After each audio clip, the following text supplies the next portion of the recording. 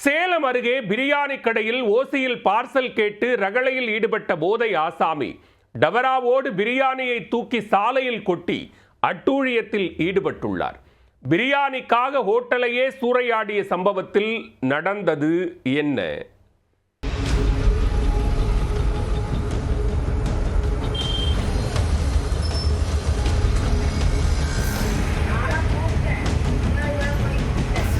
ஓசையில் பிரியாணி கேட்டு தராததால் பிரியாணி டவராவை சாலையில் தூக்கி கொட்டி கடை ஊழியரை தாக்கி போதை ஆசாமி அட்டூழியத்தில் ஈடுபட்டுள்ளார். ஓசி பிரியாணிக்காக ஓவர் சேட்டையில் ஈடுபட்டவரை போலீசார் கைது செய்து என்ன செய்தார்கள்?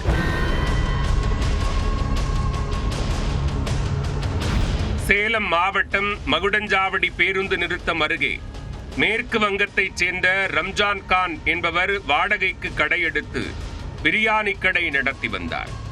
சம்பவத்தன்று அவரது கடைக்கு தலை கேறிய போதையில் வந்த பசுபதி என்பவர், தம்பி சூடா ஒரு பிரியாணியை பார்சல் கட்டு என ஆர்டர் கொடுத்துள்ளார்.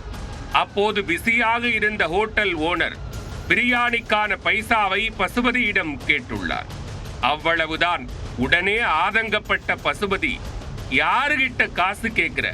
எங்கிருந்தோ வந்து எங்க ஏரியாவிலேயே கடையை போட்டுட்டு எங்கிட்டயே காசு கேட்கிறியா நீ என ரவுடியிசம் செய்துள்ளார். யாராக இருந்தாலும் காசு கொடுத்தால்தான் பிரியாணி, இல்லை என்றால் கிடையாது என ஹோட்டல் ஓனர் பதிலளித்துள்ளார்.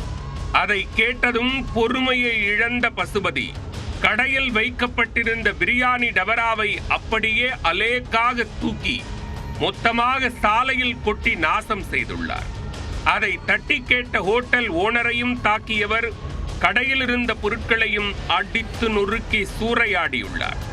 இனியும் தாமதித்தால் நிலைமை தலைகீழாகிவிடும் என்பதை உணர்ந்த அக்கம்பக்கத்து கடைக்காரர்கள் பசுபதியை தடுத்து நிறுத்தி மகுடஞ்சாவடி போலீசாருக்கு தகவல் கொடுத்தனர்.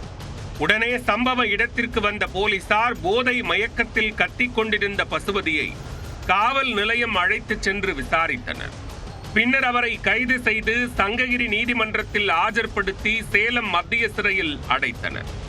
ஓசி பிரியாணிக்காக போதையில் எல்லை மீறியவர் தற்போது சிறையில் விருந்து சாப்பிட்டுக் கொண்டிருக்கிறார்.